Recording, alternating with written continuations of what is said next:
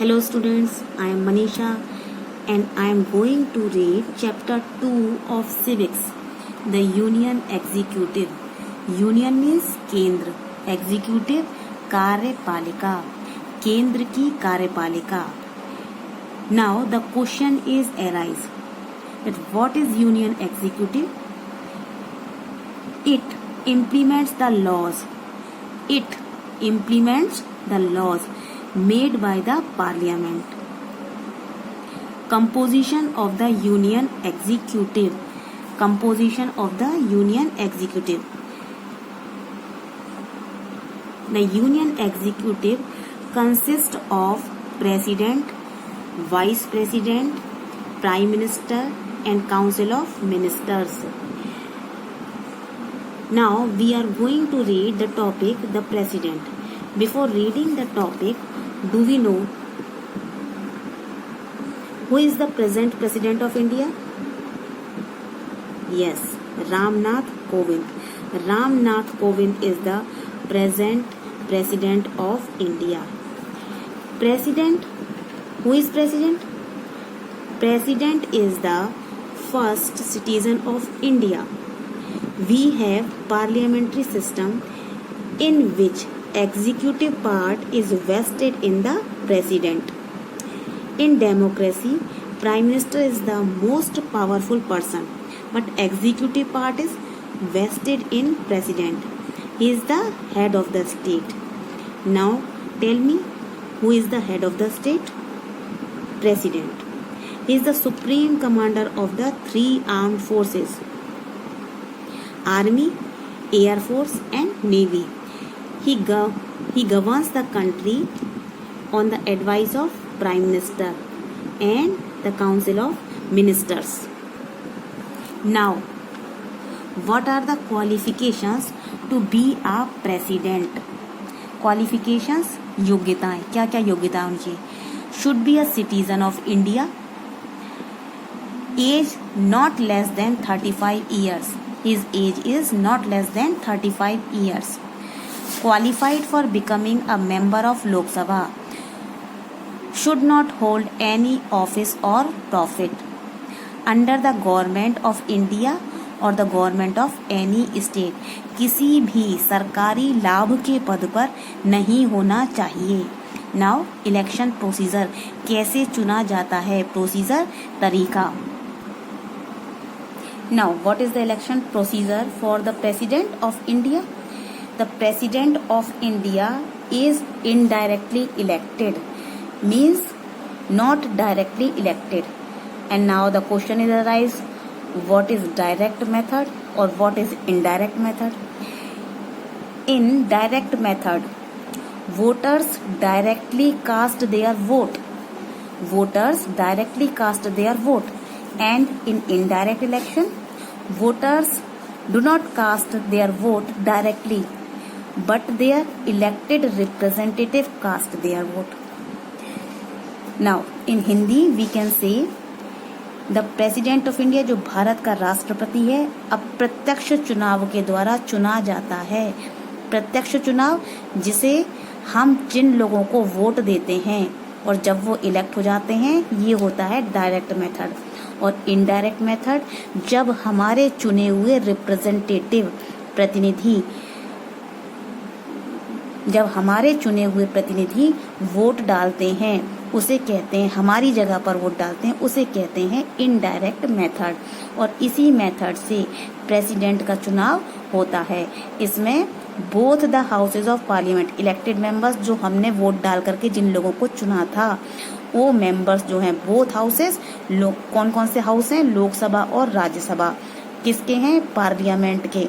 MP and MLAs जो चुने गए हैं, और विधानसभा के सदस्यों के द्वारा. इलेक्टोरल कॉलेज, ये एक चुनाव का इलेक्टोरल कॉलेज जो चुनावों को करवाता है. इलेक्टोरल कॉलेज के द्वारा ही प्रेसिडेंट का चुनाव किया जाता है. इलेक्टोरल कॉलेज में कौन कौन आते हैं?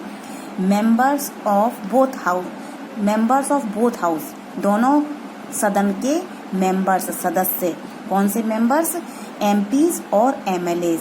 ये लोग मिलकर के राष्ट्रपति का चुनाव करते हैं। नाउ टर्म, कार्यकाल, कितने समय तक काम कर सकता है। प्रेसिडेंट जब हम चुन लेते हैं, इलेक्ट हो जाता है, उस समय जिस समय वो अपने ऑफिस में एंटर करता है, अपने ऑफिस में, तब से 5 साल तक के लिए वो चुना जाता है और अपने पद पर कार्य करता रहता है। पावर्स एंड फंक्शन, उसको क्या क्या शक्तियां प्राप्त हैं, क्या क्या कार्य करता है। पावर्स एंड फंक्शंस, भारत के राष्ट्रपति के पास में नंबर ऑफ पावर्स, बहुत सारी शक्तियां हैं, ताकत है, लेकिन इनका एक्चुअली उपयोग कौन करता है? Prime minister. Why prime minister actually exercise these powers? Because we have in our country the parliamentary system, and in parliamentary system prime minister is the most powerful person. So in parliamentary system, prime minister use all these powers which are given to the presidents. On the advice of prime minister, president use these powers. Now the first power is executive power or function. Executive, कार्यपालिका संबंधित शक्तियां. कार्यपालिका what is executive? जो कानूनों को लागू करने का काम करती है. कानून बनाने का काम कौन करता है? विधि निर्माण कौन करता है? Legislative powers. विधायिका विधि निर्माण करती है. विधि मीन्स कानून, और लागू करने का काम कार्यपालिका करती है. अब ये प्रेसिडेंट की ड्यूटी है कि वो इन कानूनों को लागू करवाए, इनफोर्स लागू करवाए, जिन कानूनों को पार्लियामेंट ने पास कर दिया है. प्रेसिडेंट प्राइम मिनिस्टर को अपॉइंट करता है. Who enjoys the support of the majority of members.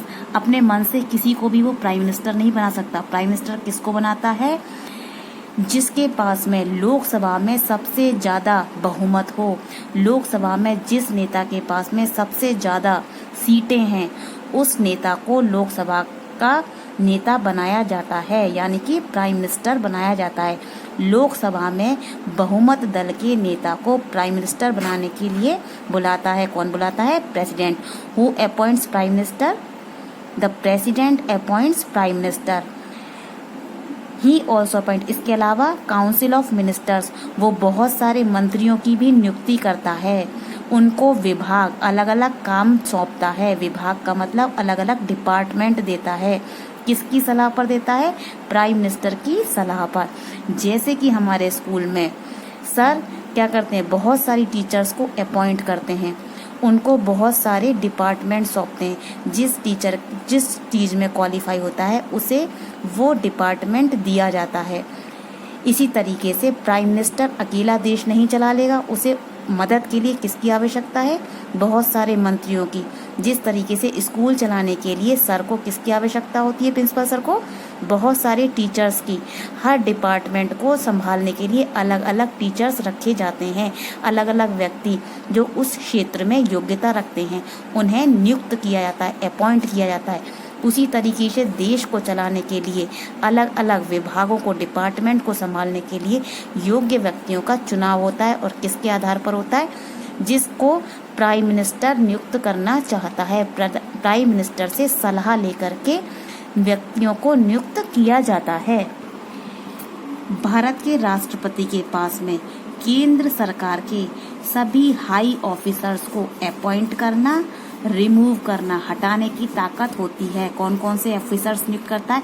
Governor of state, राज्यपालों की, चीफ जस्टिस, महान्यायवादी, जजेस मीन्स जो न्याय देते हैं. सुप्रीम कोर्ट, जज कहाँ के होने चाहिए? सुप्रीम कोर्ट के और हाई कोर्ट के. अटॉर्नी जनरल, महान्यायवादी, कंट्रोलर, नियंत्रक, ऑडिटर जनरल, इन सभी की वो नियुक्ति कर सकता है और इनको इनके पद से हटा भी सकता है. प्रेसिडेंट सुप्रीम कमांडर होता है डिफेंस फोर्स का. डिफेंस फोर्स रक्षा बल का. सर्वोच्च कमांडर सेनापति होता है. युद्ध की घोषणा कर सकता है, शांति स्थापित करवा सकता है, ट्रीटी संधि कर सकता है विद अदर कंट्रीज, दूसरे देशों के साथ में. केंद्र शासित राज्य, यूनियन टेरिटरीज, केंद्र शासित राज्य चंडीगढ़, अंडमान निकोबार, इस तरीके की जो यूनियन टेरिटरीज हैं उनका जो कंट्रोल होता है शासन व्यवस्था का, वो किसके पास होता है? प्रेसिडेंट के पास। ना जुडिशियल पावर एंड फंक्शंस, न्याय से संबंधित शक्तियां इसके पास में कौन कौन सी ऐसी शक्तियां से न्याय करता है? इसके पास में पावर होती है ग्रांट पार्डन, पार्डन माने क्षमा कर देना, reduce the sentence of any किसी भी दंड पाए व्यक्ति को क्षमा करने का अधिकार है। लॉ और a matter of public importance, law कानून से संबंधित या व्यक्तियों से संबंधित यदि कोई महत्वपूर्ण मामला आ जाए, कोई क्वेश्चन आ जाए तो क्या करेगा? सुप्रीम कोर्ट से एडवाइजरी ओपिनियन, सलाह ले सकता है, लेकिन इस सलाह को मानना या ना मानना ये इसके ऊपर निर्भर करता है। Legislative powers and functions, legislative विधि निर्माण की शक्तियां। प्रेसिडेंट सम्मन्स माने कॉल करना, बुलाता है दोनों हाउस की बैठक, पार्लियामेंट के 2 हाउस, लोकसभा और राज्यसभा, दोनों हाउस की बैठकों को सम्मन्स बुलाता है। जब इलेक्शन हो जाते हैं तो पहली बार जब संसद लगती है तो सबसे पहला फर्स्ट सेशन में जो भाषण होता है, सबसे पहला भाषण प्रेसिडेंट देता है। कोई भी विधेयक, बिल, कोई भी विधेयक कानून नहीं बन सकता बिना इसकी एसेंट मंजूरी के। कोई भी मनी बिल, धन से संबंधित विधेयक लोकसभा में पेश नहीं हो सकता बिना प्रेसिडेंट की मंजूरी के। लेजिस्लेटिव पावर में दोनों सदनों की बैठक बुलाता है, भाषण देता है पहला। कोई भी बिल इसकी बिना मंजूरी के पास नहीं हो सकता। कोई भी मनी बिल, धन से संबंधित बिल बिना इसकी मंजूरी के लोकसभा में पेश नहीं हो सकता। Most important part, emergency provision, आपातकाल संबंधित परिस्थितियां, उसमें इसके क्या क्या पावर्स हैं। आपातकाल क्या होता है? इमरजेंसी क्या होती है? जब देश में कहीं भी आक्रमण की स्थिति हो, विद्रोह हो जाए, आपस में लोग लड़ने लग जाएं, एक राज्य दूसरे राज्य से लड़ाई झगड़ा शुरू कर दे, या फिर विदेशी लोग हमारे ऊपर हमला कर दें, उस स्थिति में ये आपातकाल की घोषणा कर देता है। और इमरजेंसी पीरियड में सारी शक्तियां किसके पास चली जाती हैं? प्रेसिडेंट के पास में चली जाती हैं। सरकार से हट करके मुखिया कौन हो जाता है? प्रेसिडेंट हो जाता है। इमरजेंसी कब लागू होती है? जब लड़ाई झगड़े की स्थिति हो, एक्सटर्नल एग्रेशन और आर्म्ड रिविलियन, जब सेना विद्रोह कर दे, जब हमारी सेना विद्रोह कर देगी तब आपातकाल की स्थिति लागू हो जाएगी। फाइनेंशियल स्टेबिलिटी, जब हमारी अर्थव्यवस्था डगमगा जाए, हिल जाए, उसको कोई खतरा हो जाए, जब संविधान के अनुसार शासन किसी राज्य में नहीं चल रहा हो, लोग संविधान को ना मान रहे हो, उस स्थिति में प्रेसिडेंट इमरजेंसी की घोषणा कर देता है। Now the next topic is the vice president. Vice president, उपराष्ट्रपति। Who is the vice president? We can simply understand that who is vice president in a school. I am giving you an example that in a school there is a principal and there is also a vice principal. In absence of principal, all the decisions are taken by vice principal. So in this system the vice president उपराष्ट्रपति, हमारे संविधान में ये व्यवस्था है कि भारत का एक उपराष्ट्रपति भी होगा। अगर पद खाली हो जाता, अगर राष्ट्रपति नहीं है, क्यों नहीं है? Any reason of his death, any reason, कोई भी कारण हो सकता है। यदि उसकी मृत्यु हो गई हो, रेजिग्नेशन, त्यागपत्र दे दिया हो उसने, और रिमूवल और अदरवाइज, या उसे उसके पद से हटा दिया गया हो, तो जो वाइस प्रेसिडेंट है वो सभी कार्य करेगा जो प्रेसिडेंट करता है। एक्स ऑफिसो चेयरमैन, वो पदेन सभापति होता है राज्यसभा का हेड होता है वाइस प्रेसिडेंट। क्वालिफिकेशन, क्या क्या योग्यताएं होनी चाहिए? Qualification for the office of vice president same, कौन सी सेम होनी चाहिए? जैसे कि राष्ट्रपति पद के लिए होती है, वही योग्यताएं उपराष्ट्रपति पद के लिए होती हैं। टर्म, कितना काम करता है, कितने साल तक काम कर सकता है? वाइस 5 ईयर्स, 5 साल तक के लिए काम कर सकता है। इट में एंड अर्लियर, पहले भी इसका पद खाली हो सकता है। कैसे खाली हो जाएगा? यदि वो त्यागपत्र दे दे। In written address to the president, लिखित में दे दे प्रेसिडेंट को कि अब मुझे काम नहीं करना, या फिर उसे हटा दिया जाए। इसको इसके पद से कैसे हटा दिया जाता है? रिजोल्यूशन मीन्स संकल्प करके। राज्यसभा के जितने भी मेंबर हैं, अगर उनके मेजॉरिटी मेंबर्स एग्रीड हो जाएं और लोकसभा के, और ये रिजोल्यूशन पास कर दें किसके विरुद्ध, उपराष्ट्रपति के, तब हम इसे इसके पद से हटा सकते हैं। इलेक्शन प्रोसीजर, वाइस प्रेसिडेंट का इलेक्शन कैसे होता है, क्या तरीका है। Vice president elected indirectly by the members of electoral college that comprises the members of both houses, दोनों सदनों के मेंबर्स के द्वारा और इलेक्टोरल कॉलेज के द्वारा इसका चुनाव होता है। Powers and functions, vice president की क्या पावर और फंक्शन होते हैं। वाइस प्रेसिडेंट का फंक्शन क्या है, x officio chairman. X officio chairman होता है किसका, राज्यसभा का पदेन सभापति होता है। अगर राष्ट्रपति का पद खाली हो जाए, खाली कैसे हो जाएगा, रेजिग्नेशन दे दे, वो रिमूवल कर हो जाए उसका, या उसकी डेथ हो जाए। वाइस प्रेसिडेंट प्रेसिडेंट की तरह काम करता है, कब तक करेगा, जब तक, अंटिल माने जब तक नया प्रेसिडेंट नियुक्त नहीं हो जाता। अगर वो कुछ समय के लिए एब्सेंस है, बीमार हो गया है या बाहर गया है या अपना काम नहीं कर पा रहा, उस स्थिति में वाइस प्रेसिडेंट उसकी सभी कार्यों का निर्वहन करता है। On such occasion he ceases to perform, वो उसके कर्तव्यों का भी पालन, कौन से कर्तव्यों का पालन करेगा, चेयरमैन ऑफ राज्यसभा, राज्यसभा का अधिकारी होता है, सभापति होता है, उन कामों को भी वाइस प्रेसिडेंट करता रहता है। Prime minister of India is the leader of Lok Sabha. Leader of Lok Sabha is known as Prime Minister. He is the head of the government and other ministers are chosen by him but appointed by the President. Being the elected head of the country, he is responsible for the affairs of the government internally and externally. He is the representative of the country. Now the next topic is position of Prime Minister. He is the leader of Lok Sabha. He represents India at international conferences, coordinate the working of various departments, formulate policy of the government. He presides over the meeting. Now next topic, the Council of Ministers. Council of Ministers give advice to President in different matters. They are collectively responsible for Lok Sabha. What is Lok Sabha? House of People. When a decision has been made by the cabinet, all the ministers have to stand by it. Working of the Council of Ministers. There are three categories of ministers. Number 1, Union Cabinet Minister. Second, Minister of State. And third is Deputy Minister. Ministers are responsible for Lok Sabha. Civil services. Civil services are the services provided to the public. These are provided through different people working at a different level. The minister in charge makes policies and decides guidelines, and rest is done by the civil servants like IAS and IPS. Now I would like to summarize the chapter point wise. Structure of Union Executive. In Union Executive structure, we have President, Vice President, Prime Minister, Council of Ministers.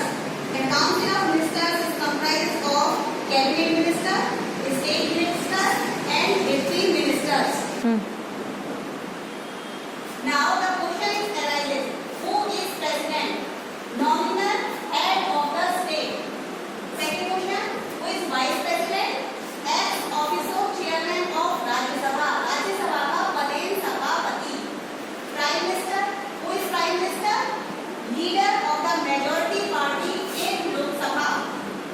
Council of Ministers give advice to the Prime Minister in different matters. At last, I would like to say that you would have understand everything quite clearly. Thank you, and that's all.